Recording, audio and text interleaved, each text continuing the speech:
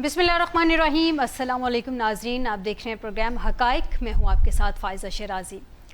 नाज़रीन, हमारे मुल्क की जो सियासत है वो नामुमकिनात में से मुमकिनात का और मुमकिनात में से नामुमकिनात का नाम है। कभी भी कुछ भी एक्सपेक्ट किया जा सकता है और कभी भी कुछ भी हो जाता है। एडहॉक जजेस का जो मामला है उसकी कुछ सूरत हाल सामने आ रही है। 2 जजेस का मामला, 2 ने तो पहले माजरत कर ली थी और आज इत्तला मिली कि तीसरे जज साहब ने भी माजरत कर ली है, लेकिन समहाउ कुछ जजेस की मुखालफत के बावजूद आज उनके एक नाम को भी तस्लीम किया गया है। ये सारा क्या मामला होगा, इस पर बात करेंगे आज के प्रोग्राम में। दूसरा, इलेक्शन कमीशन की जानिब से ये फैसला किया गया है कि सुप्रीम कोर्ट का जो फैसला है उस पर अमल दरामद किया जाएगा। नाज़रीन, सुप्रीम कोर्ट का जो फैसला था, फुल कोर्ट बेंच था, रिजर्व सीट्स के हवाले से वो तो बाइंडिंग है और उस पर हर सूरत अगर अमल दरामद नहीं होता तो डेफिनेटली वो फिर सूरत हाल जो है कंटेम्प्ट की तरफ जाएगी। इस सब पे बात करते हैं आज के प्रोग्राम में। हमें ज्वाइन किया है एतजाज़ एहसन साहब, सीनियर कानूनदान। बहुत शुक्रिया एतजाज़ साहब हमें ज्वाइन करने के लिए। एतजाज़ साहब, सबसे पहले तो कुछ कानूनी एंगल्स हैं जिसमें कुछ अल्फाज का चुनाव जिसकी मुझे समझ नहीं आई, आप शायद बेहतर तरीके से समझा सकते हैं। आज इलेक्शन कमीशन के जो फैसला आया वो कहा गया जी इलेक्शन कमीशन ने फैसला किया है कि जो सुप्रीम कोर्ट का फुल कोर्ट का फैसला है उस पर अमल दरामद किया जाएगा। क्या इलेक्शन कमीशन के पास ये फैसला करने के अलावा कोई और चॉइस थी कानूनी तौर पे कि वो इस फैसले के अगेंस्ट भी जा सकता था जो ये फैसला किया उन्होंने? नहीं, हरगिज कोई चॉइस नहीं, हरगिज कोई चॉइस नहीं। इलेक्शन कमीशन को ये लाजिम है उस मुल्क में हर शहरी पे और हर उस गैर शहरी या किसी और मुल्क के बासी के जो फिल वक्त पाकिस्तान में उस पे लाजिम है कि वो सुप्रीम कोर्ट के फैसलों पर पूरी तरह अमल करे। और इलेक्शन कमीशन या इलेक्शन कमीशन कोई इससे मार रहा नहीं। अच्छा एतजाज़ साहब, जैसा कि अभी आपने कहा कि जाहिर सी बात है बाइंडिंग है इलेक्शन कमीशन और जब सुप्रीम कोर्ट का फैसला आ जाए तो तमाम पे बाइंडिंग होती है, वो इस फैसले पे अमल दरामद करें। कुछ इस तरह की बातें गर्दिश कर रही हैं कि जैसे हुकूमती जमात जो है वो हो सकता है कि इस फैसले पे अमल दरामद ना करे। उन्होंने कुछ हुक्म भी निकाले हैं, चूँकि 3 दिन का वक्त होता है आइन में कि आप किसी भी सियासी जमात को ज्वाइन कर सकते हैं। उनके मुताबिक जो कहा जा रहा है कि रीराइट किया गया है आइन को और 15 दिन का वक्त दे दिया गया है। ये एक हुक्म सामने रखा जा रहा है सर। देखिए, बात यह है कि असल में जो सारी लाकानूनियत हुई वो इलेक्शन कमीशन की से हुई थी और इतनी लाकानूनियत थी कि मैं तो समझता हूँ अभी भी कि वो जो उनके रवैये थे और जो उनके इकदामात थे उन पे उनको गिरफ्तार होना चाहिए था इलेक्शन चीफ इलेक्शन कमिश्नर और इलेक्शन कमिश्नर को। और उस पे उसकी वजह ये है कि देखिए, आइन जब कहता है कि 90 दिन एक हुकूमत चल सकती है और 90 दिन के अंदर निगरान हुकूमत चल सकती है और 90 दिन के अंदर आपने इलेक्शन कराने, आइन कहता है not later than 90 days, with 90, वो कहता है नॉट लेटर देन 90 डेज, यानी 31 दिन आप इलीगल हो गए। अब किसकी जिम्मेदारी है उस निगरानों के अर्थे में 90 दिन में सारी इंतजामिया को चलाने की और उसको इलेक्शन करवाने की? वो इलेक्शन कमीशन की है। ये आइन के 218 में और 222 आर्टिकल में लिखा हुआ है कि ये रिस्पॉन्सिबिलिटी होगी इलेक्शन कमीशन की और हर शख्स और हर अफसर और मातहत मुलाजिम वो पाबंद होगा इलेक्शन कमीशन के फैसलों को मानने का। तो इलेक्शन कमीशन ने ये फैसला करना था, कह देना था कि 90 दिन के बाद ये निगरान नहीं चल सकते, इस दौरान इलेक्शन कराओ और महकमों को हुक्म देते जो भी देते, ये उनका फर्ज होता उस वक्त 90 दिन में इलेक्शन कराने। इन्होंने 90 दिन से बहुत ज्यादा साल जो खैबर पख्तूनख्वा की हुकूमत निगरान और पंजाब की हुकूमत निगरान हुकूमत को इन्होंने चलाया, वो इन्होंने कानून की नहीं सिर्फ आइन की बहुत बड़ी खिलाफ वर्जी की। अब इनको कुछ ख्याल आ गया है। अच्छा, एक और भी सुप्रीम कोर्ट ने हुक्म दिया कि 14 मई को 2002 को इलेक्शन कराओ। और ये उससे इन्होंने किया ही कुछ नहीं। अब सुप्रीम कोर्ट ने उमर अता बंदयाल साहब चीफ जस्टिस से उस वक्त उन्होंने दरगुजर कर उनको सुप्रीम कोर्ट को दरगुजर नहीं करना चाहिए। इनको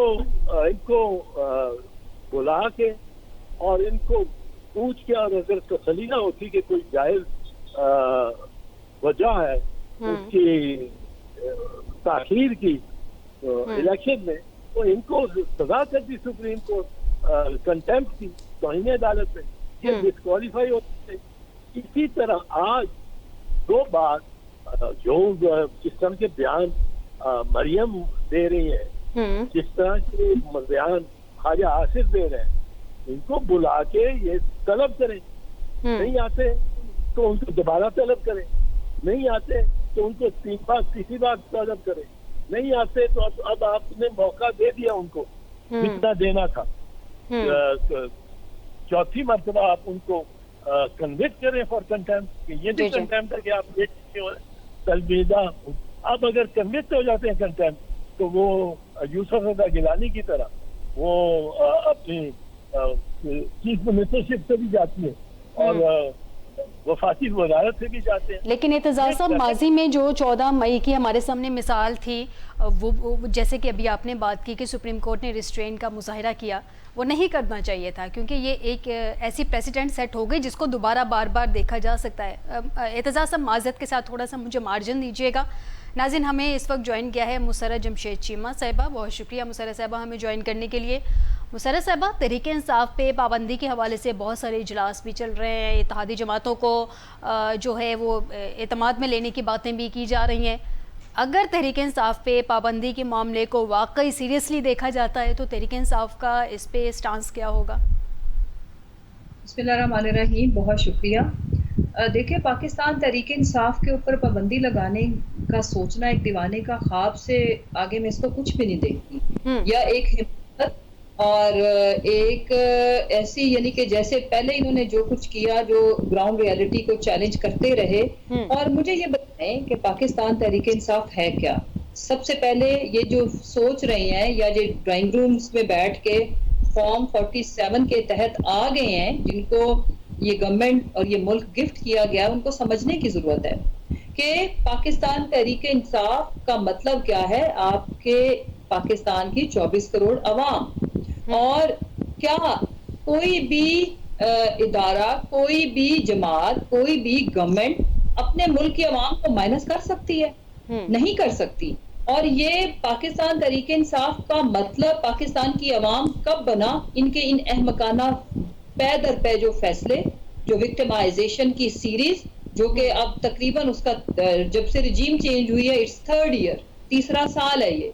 और फिर उसके बदले में अवाम का एक हर दिल अजीज लीडर, जिसको अवाम चाहते थे, जिसको अवाम पसंद करते थे for so many reason, forget it about के आपके हवाले से आपको लगता है कि उनमें कोई अच्छी चीज है या नहीं। अवाम इस वक्त अब खान से आगे किसी को नहीं देख रही। बट अब एक तो लोगों की उस बंदे के साथ, उस लीडर के साथ, उस जमात के साथ अटैचमेंट का जो भी उस वक्त लेवल था, लोगों ने खान साहब की रिजीम चेंज जब ये इनिशिएट की जा रही थी, इतने बड़े बड़े पाकिस्तान की तारीख के जलसे हुए, ये बता दिया कि हम इस लीडर के साथ और इस जमात के साथ खड़े हैं। उसके बावजूद आप रिजीम चेंज करते हो हमारी कॉल के बगैर। नेक्स्ट डे अपनी पूरी पाकिस्तान के चौकों चौराहों में पूरी अवाम निकली इस वक्त। और फिर उसके बाद जो मैं जल्दी से इसको मैं बताती हूँ कि जो जो कुछ हुआ, अवाम की नफरत, गम और गुस्सा बढ़ता गया। और ये वक्त आज जिसमें हम बात कर रहे हैं और इनको पाबंदी जैसी स्टूपिड चीजें एक पॉलिटिकल गवर्नमेंट को अनाउंस करनी पड़ रही है, ये उन चीजों का नतीजा है कि इन्होंने उनके हर दिल अजीज लीडर को अंदर किया, अवाम के ऊपर जुल्म और जबर किया। और आज इमरान खान और पाकिस्तान तहरीक इंसाफ अवाम की जिद है। आपने सुना होगा कि लोग किसी की ईगो हर्ट नहीं करनी चाहिए। क्या कोई भी अक्लमंद बाशऊर आदमी पूरी जो एक कलेक्टिव विजडम है और एक जो एक तरफ पूरी की पूरी पॉपुलेशन में इन टोटलिटी बात कर रही हूँ, ठीक है, वो लोगों ने 8 फरवरी का जो इलेक्शन था उसमें भी बता दिया कि वो कहाँ खड़े हैं, वो किसके साथ खड़े हैं, वो अपने साथ खड़े हैं, तहरीक इंसाफ के साथ खड़े हैं। लेकिन मुशर्रफ साहिबा प्रॉब्लम ये है कि तहरीक इंसाफ को 8 फरवरी में हमने देखा कि मकबूलियत ज़रूर थी लेकिन कबूलियत की मोहर नहीं लगी। मुशर्रफ साहब आपकी जानिब दोबारा आती हूँ। एतजाज़ साहब, आज बड़ा अहम मुशावरती इजलास हुआ जिसमें ये पीपल्स पार्टी के साथ मुशावरत हुई कि तहरीक इंसाफ पे पाबंदी लगानी है, किस तरह से ये सारे मामलात ज़ेर गौर रहे। पीपल्स पार्टी ने भी एग्री किया कि ठीक है, पार्टी की सतह पे इसको डिस्कस किया जाएगा। सर, माजी में भी हमने देखा कि सियासी जमातों पे पाबंदियां लगती रही हैं, लेकिन आपको नहीं लगता सर कि अगर वाकई में किसी सियासी जमात को आप नापसंद करते हैं तो सियासी मैदान में उसके साथ मुकाबला करें, ना कि उस सियासी जमात पे पाबंदी लगा दी जाए? और इसका वे आउट क्या होगा? ये बात दुरुस्त है आपकी, और मैं अपने तौर पे ये समझता हूँ कि पाबंदी लगाने से एक तो जिस पाबंदी लगाई जाती है उसकी मकबूलियत में और इजाफा होता है। कबूलियत फिर उसकी हो जाती है। अगर मकबूलियत में और बहुत इजाफा हो जाए तो जो कबूल करने वाले हैं वो भी सरलगू हो जाते हैं। और ये हमारा हकीकत में याद। और फिर पाबंदी लगाकर कुछ फायदा नहीं होता। पाबंदी लगाई नेशनल अवामी पार्टी पे, पाबंदी लगी, बाकायदा सुप्रीम कोर्ट में वो रेफरेंस चला, बड़े सबूत सारे पेश किए गए, और वो पाबंद नेशनल अवामी पार्टी डिसॉल्व हो गई। लेकिन उसके 4-5 अहदेदारों ने पीछे हट के एक नई पार्टी फॉर्म कर दी, अवामी नेशनल डेमोक्रेटिक पार्टी। और उसके बाद एक अवामी नेशनल पार्टी ANC जो आजकल है, जिसके सरबराह है असफंदियार वली खान। अब वो सारे ही वो सभी लोग वो छतरी के नीचे आ गए। तो फायदा क्या हुआ किसी को उसको डिसॉल्व करने का, बैन करने का पार्टी। ये अगर PTI को बैन कर किया जाता है तो PTI PIT बन के आ जाएगी, पाकिस्तान इंसाफ तहरीक। तो क्या कर, ये सही है, ला हासिल है। और इससे मैं समझता हूँ कि मेरे ख्याल नहीं कि पाकिस्तान पीपल्स पार्टी आसानी पे इससे राजी होगी, क्योंकि पाकिस्तान पीपल्स पार्टी खासकर सदर आसिफ जरदारी की सोच रही है कि सियासत में सियासी हल ढूंढना चाहिए, बजाय ये कि इंतजामी हल या अदालती हल। अदालत से तो आपने शहीद मुख्तार अली भुट्टो को फांसी लगवा दी, पर अब भी उसकी हुकूमत चलती है। ये हुकूमत जो पीपल्स पार्टी भी बैठी थी, हुकूमत ने जो बैठी है, वो शहीद मुख्तार अली भुट्टो और बेनजीर भुट्टो की जमात है ना। तो वो लीडर को हमने नहीं बदल लिए, तो वो हकीकत है। तो हकीकत जो हक़ाइक़ होते हैं उनको आप मसरूरों से तब्दील नहीं करते। एतजाज़ साहब, जी एतजाज़ साहब, ये कहा जा रहा है कि कोई अगर इस पे जी अदालत के हाथों एक मफरूदा पैदा कर लेना, खुदा की जमात गद्दार है या मुल्क दुश्मन है, वो हकीकत के सामने नहीं खड़ी हो सकती। अगर उस जमात की मकबूलियत है तो फिर वो मकबूलियत और बढ़ेगी, और ये काउंटर प्रोडक्टिव होगा। लेकिन एतजाज़ साहब, जैसे हमने देखा कि ये हमेशा से तारीख रही है, आप बहुत बेहतर तरीके से जानते हैं कि इलेक्शंस के पास जब भी किसी सियासी जमात पे कोई फैसले उसके अगेंस्ट आए हैं तो हमेशा अवाम उसके हक़ में खड़ी हुई। लेकिन ऐसा कुछ भी हमने 8 फरवरी में भी देखा, लेकिन इसके बावजूद 3 फैसले एक ही हफ्ते में आ गए।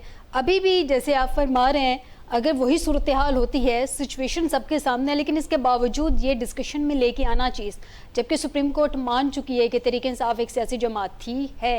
इसके बाद आपको लगता है हुकूमत ये क्या करने जा रही है, क्यों उसको ज़रूरत पेश आ गई तहरीक इंसाफ पे पाबंदी के हवाले से? देखो, जहाँ तक तो मुस्लिम लीग नून का ताल्लुक है, पता नहीं खबर उन्होंने हमारे लीडरशिप को इसमें एतमाद में लिया हुआ है कि नहीं। जी। और उनको एक खतरा है, उनको एक डर है, खौफ है, बहुत बड़ा खौफ है। और इसीलिए इतना मतलब इतने सख्त बयान थे मुस्लिम लीग को नून के हर हर MNA और MPA जो पंजाब से मुंतखब हुआ है उसके सहन में एक लाश दफन, और वो लाश है फॉर्म 45 जी। वो लाश है फॉर्म 45। फॉर्म 45 ये इस दफा बड़ी एक अजीब बात गलती हो गई है इलेक्शन कमीशन से जी जी। कि उन्होंने जो 45 थे उन जो हैं उनको अपनी वेबसाइट पे, अपनी ऑफिशियल वेबसाइट पे चस्पा कर अब तक अपलोड किए वो, तो दुनिया ने देखा कि फॉर्म 45 जो नवाज शरीफ का उस पर तो कोई 150 मरतबा ओवर राइटिंग हुई है या काटा गया है या और वोट इसके जो 14 थे वहाँ 614 कर दिए हैं, और उसमें बहुत यही आलम है शहबाज शरीफ और मरियम बीबी और दीगर जो इनके लाख वोट लेके इनके वजीर इत्तलाआत अताउल्लाह तारक और चौधरी, इन लोगों से फॉर्म 45 में एक बहुत बड़ी एक बहुत जारी मुकदमे बनते हैं। अब ये हर चीज करेंगे। एक 45 में क्या आश्कार नहीं होने देंगे, इनकी कोशिश ये, और उसके लिए अगर इनको जज में लाने पड़े, इनको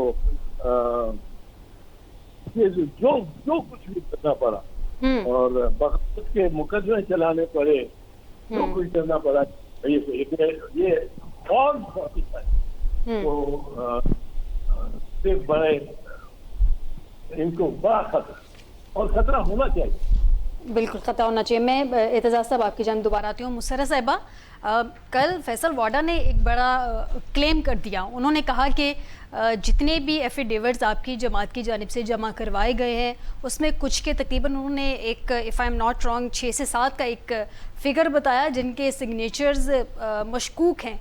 कौन से ऐसे लोग हैं जिनके सिग्नेचर्स मशकूक हैं? 41 का है शायद आपका डिजिट, तो वो अभी तक कंप्लीट क्यों नहीं हुए, या सबके एफिडेविट्स आज की तारीख तक जमा हो गए थे?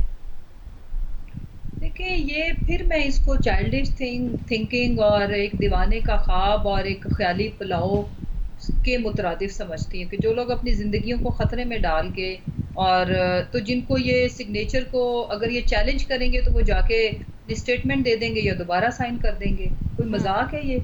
और सबसे देखें, मैं जो पहले बात कर रही थी, मैं ये कहना चाह रही हूँ कि इस वक्त पाकिस्तान तहरीक इंसाफ का मतलब पाकिस्तान की 24 करोड़ अवाम है, आप माइनस नहीं कर सकते। और पाकिस्तान तहरीक इंसाफ को और इमरान खान साहब को अवाम की जिद आपकी इन हरकतों ने बनाया है। जब भी अवाम ने हमें सपोर्ट किया, आपने मतलब विक्टिमाइजेशन की और ऐसी छित्रौल की अवाम की कि आपने उनकी ईगो को हर्ट नहीं किया, ईगो को छितर मारे हैं। और ना पार्टी की क़यादत, और ऐसी क़यादत जिनके पीछे ज़ाहिर है लोग 10-10 लाख के हल्के को हम रिप्रेजेंट करते हैं। और सोचें कि जब मेरे साथ विक्टिमाइजेशन हुई होगी, जमशेद चीमा साहब के साथ हुई होगी, बाकी लोगों के साथ हुई होगी, तो उनकी हल्के की अवाम के ऊपर क्या असर पड़ा, और लोगों ने इसको अपनी इंसल्ट समझा। इसी तरह इसका बदला लोगों ने वोट की शक्ल में लिया। मुझे ये बताएं, जैसे अभी एतजाज एहसन साहब फरमा रहे थे कि भाई जो फैन फॉलोइंग है, जो वोट बैंक है, वो जो सपोर्ट है वो इंडिविजुअल की शक्ल में है, और वो पीटीआई के डिजिट पीटीआई के साथ नहीं है, वो इमरान खान की एक नजरिए के साथ है। तो नाम बदल जाएगा लेकिन वो सपोर्ट तो वही मौजूद है, अवाम तो वही मौजूद है, जिनकी ईगो हर्ट आपने इतनी कर दी है कि वो सपोर्ट से ज्यादा वो ढाल बन गए। आज हमने, मुझे ये बताएं कि ये इस निजाम ने इलेक्शन किसके खिलाफ लड़ा है? हमारा तो कद्दू टमाटर चिमटा जूता ये था, पीटीआई का सिंबल बल्ला कहीं नहीं था, ना पीटीआई थी, राइट? लेकिन पीटीआई की और वो नजरिया, वो खान साहब के साथ हमदर्दी, हमारे लोगों के साथ जो जुल्म हुआ, और वो जुल्म अवाम के साथ भी उतना ही हो गया। इन्होंने सिर्फ इसमें फर्क नहीं किया, ये भी ज्यादती की अपने साथ। अगर इन्होंने अपने आप को बचाना था तो अवाम के ऊपर, बेगुनाह लोगों के ऊपर ये जुल्म ना होता तो शायद फिर भी हम सोचे तो कोई थोड़ी बहुत 17 सीटों की बजाय 18 सीटें निकल आती। अब पॉइंट ये है कि पीटीआई के खिलाफ तो इलेक्शन ऑलरेडी नहीं लड़ा, पीटीआई तो नहीं थी मैदान में, वो तो इंडिपेंडेंट कद्दू टमाटर बैंगन वाले। लेकिन लोगों ने खुद, मुझे ये बताओ ना, हमारे कैंडिडेट्स मैदान, लेकिन मुसर्रत साहिबा आपके कद्दू टमाटर बैंगन को भी लोगों ने ढूंढ के उस पर ठप्पे जरूर लगाए थे। Let me complete. अच्छा, उसमें और एक और इंटरेस्टिंग चीज हुई, ये पाकिस्तान की तारीख का वाहिद इलेक्शन है जिसमें कैंडिडेट के एक्सपेंडिचर्स थे जीरो, उसकी कैंपेन जीरो, वो ग्राउंड पे नहीं था, या वो जेल के अंदर था, या वो बेचारा भिगोड़ा था, छुप रहा था, और ना उसकी फैमिली थी, ना उसके पोलिंग एजेंट्स थे, ना उसके कैंप्स थे, ना वो अपनी कैंपेन कर पाया, ना जलसा, ना रैली, ना झंडा। उसके बावजूद ना इंटरनेट, लोग, और एक फैमिली के वोट आपने 4 जिलों में फेंके। लोगों ने ये इसको चैलेंज के तौर पर लिया और लोगों ने ये इलेक्शन खुद लड़ा है अपने जोरे बाजू पे, सिर्फ खान साहब के लिए और उस नजरिए के लिए। किसी नाम, किसी सिंबल और झंडे के 2 रंग है। अब ये आगे अगला इनसे फैसला ये भी तवक्को करो कि ये पाकिस्तान के अंदर से ग्रीन और रेड कलर शायद ये बैन कर दे, यही तमाशा रहना बाकी है। बाकी तो ये सारी हिमाकतें हैं। मैं इनको कहती हूँ कि इनको क्यों नहीं समझ आ रही, ये क्यों नहीं दीवार पे लिखा हुआ पढ़ रहे। ये ठीक है मुसर्रत साहिबा, मैं जो आज आपके केपी असम्बली में करारदाद मंजूर हुई है, मैं ज़रा उस पर कानूनी एंगल जान लूँ, फिर आपकी तरफ आती हूँ। एतजाज़ साहब, आज केपी असम्बली में एक करारदाद मंजूर हुई है तहरीक इंसाफ के हक़ में, जिसमें पाबंदी के फैसले के ख़िलाफ़ ये करारदाद मंजूर हुई है। सर, उसमें आइन के आर्टिकल 17 की खिलाफ वर्जी कहा गया है। उस करारदाद के मतन के मुताबिक अगर तहरीक इंसाफ पे पाबंदी लगती है, सर इस आर्टिकल के बारे में कुछ गाइड कीजिएगा। ये तो अब शहादतों पर सबूत में मुनहसर होगा ना कि पाबंदी लगती है कि नहीं लगती। ये पाबंदी गवर्नमेंट ने नहीं लगानी, गवर्नमेंट ने सिर्फ एक ऐलान करना है कि ये जमात जो है ये पाकिस्तान की सालमियत और इक़्तिदार आला के खिलाफ है। सॉवरेंटी एंड इंटेग्रिटी, सालमियत और सॉवरेंटी इक़्तिदार आला के खिलाफ है। और वो अगर सुप्रीम कोर्ट इस नतीजे पे पहुंचे कि वाक़ईतन ये जो वफाकी हुकूमत ने इल्ज़ाम लगाया और रेफरेंस भेजा है ये दुरुस्त बात है, फिर पाबंदी लगेगी। तो वो तो बड़े मराहिल है अभी। और लेकिन मैं ये समझता हूँ कि पाबंदी की तरफ जाना, और मैं हैरान, तो इसमें मुझे बड़ी हैरत होगी अगर पीपल्स पार्टी पाबंदी के इस अमल में नून लीग का बगैर किसी तहफ़्फ़ुज़ के और बगैर मशरूत तौर पे उनके साथ चलती है नून लीग। क्योंकि पाकिस्तान पीपल्स पार्टी का मिजाज बीबी शहीद के 2 टेन्योर्स के बाद बड़ा इसमें सुलझू है। और सियासत को जितना सियासतदानों के साथ लिव एंड लेट लिव का, जियो और जीने दो का जज्बा इसमें आया है पार्टी में। और इसमें बहुत बड़ा किरदार सदर आसिफ अली जरदारी का है। वो अब दूसरी दफा जो सदर बने हैं तो वो उनकी एक मकबूलियत है। और वो मकबूलियत इसलिए है कि वो हर किसी को, और जो उनके खिलाफ भी चल रहा हो उसको साथ बिठा लेते हैं। लेकिन एतजाज़ साहब, आज जो अहम मुशावरती इजलास हुआ है पाकिस्तान पीपल्स पार्टी के साथ, उसमें पीपल्स पार्टी ने इस बात पर इत्तफाक किया है कि वो पार्टी सतह पे मुशावरत करेगी तहरीक इंसाफ पे पाबंदी लगाने के हवाले से। तो कहीं ना कहीं क्या कोई कहीं सोच पैदा हो रही है कि हाँ इस तरफ अगर जाया जाए तो पीपल्स पार्टी सपोर्ट करेगी, या जरदारी साहब जो इतनी अहम सीट पे बैठे हैं, ठीक है अपनी पार्टी में लेके गए हैं, मुशावरत करेंगे, लेकिन इस कदम में नून लीग या हुकूमती जमात का साथ नहीं देंगे? नहीं, मेरे ख्याल में तो नहीं है पीपल्स पार्टी शामिल हो सकती एक ऐसे इदारती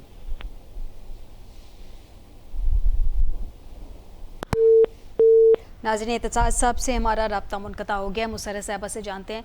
मुसर्रत साहिबा, अभी हमने देखा है कि एक रिपोर्ट सामने आई है फिश के हवाले से, वो कुछ बानी पिचाई के हवाले से काफ़ी प्रेडिक्शंस उन्होंने की हैं। गो के नए केसेस तो बन ही रहे हैं, तमाम पुराने केसेस अगर ख़त्म हो गए, फ़ैसले भी आपके हक़ में आ रहे हैं, लेकिन नए केसेस भी उसके साथ बनने लगे हैं। और अगर हम राना सनाउल्लाह साहब के स्टेटमेंट्स देखें तो वो कह रहे हैं कि पूरी कोशिश होगी कि आपके लीडर को ज़रा अंदर सुकून से रखा जाए, वो अपनी पूरी कोशिश में है। अब अगर इस सारे सूरत हाल में देखें तो वो फिच की रिपोर्ट के मुताबिक आइंदा नियर फ्यूचर में आपके लीडर बाहर आते दिखाई नहीं दे रहे उनको। देखिए, इस वक्त ये जो निज़ाम है ना, ये इंसाफ पे नहीं खड़ा, कॉन्स्टिट्यूशन के ऊपर नहीं खड़ा, आइन और कानून की बिल्कुल भी उसके ऊपर अमल दरामद नहीं हो रहा। तो जब ख्वाहिशात के ऊपर, और ख्वाहिशें क्यों हैं, ये निज़ाम, मेरा ये ख्याल है कि इस वक्त जो इस मुल्क की ड्राइविंग फोर्स है वो ना तो ये PMLN है, PDM की हुकूमत है, ना कोई इदारा है, वो है डर और खौफ।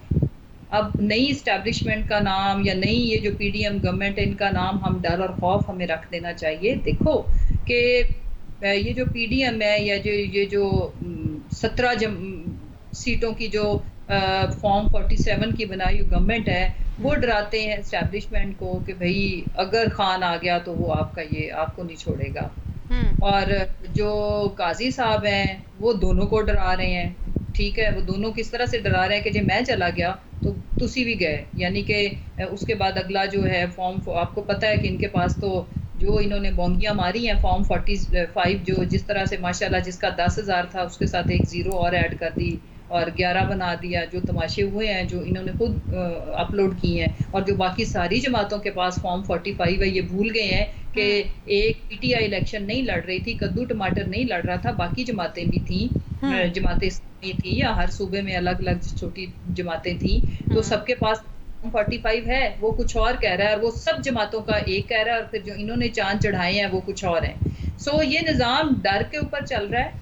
और कितनी देर आप इस निज़ाम को घसीट सकते हो कि पाबंदी लगाने की बात हुई, अब बात होगी कि जिनके साइन गलत हैं। आप इमेजिन करो, आप अंदाजा करो, तो आगे ये इसकी बेस स्ट्रांग नहीं है। और अब तो जो इनकी तरफ से जो दावे आते हैं वो भी बचगाना किस्म के दावे रह गए हैं, बचगाना किस्म के हैं। मुसर्रत साहिबा, मुझे एक ब्रेक का कहा जा रहा है, माज़रत चाहती हूँ आपको इंटरप्ट करने के लिए, हमारे साथ ही मौजूद रहेगा। मुसर्रत साहिबा के लिए नाज़रीन, ब्रेक पे जाने से पहले एक सवाल छोड़े जा रही हूँ कि ये जो इलेक्शन कमीशन ने आज ये तो कहा है कि सुप्रीम कोर्ट के फैसले पे अमल दरामद करेगा, लेकिन साथ उसने जस्टिफिकेशंस भी दी हैं तहरीक इंसाफ के हवाले से कि उनके इंट्रा पार्टी इंतखाबात ठीक नहीं थे। आखिर इलेक्शन कमीशन को जस्टिफिकेशंस देने की ज़रूरत क्यों पेश आई? एक ब्रेक के बाद।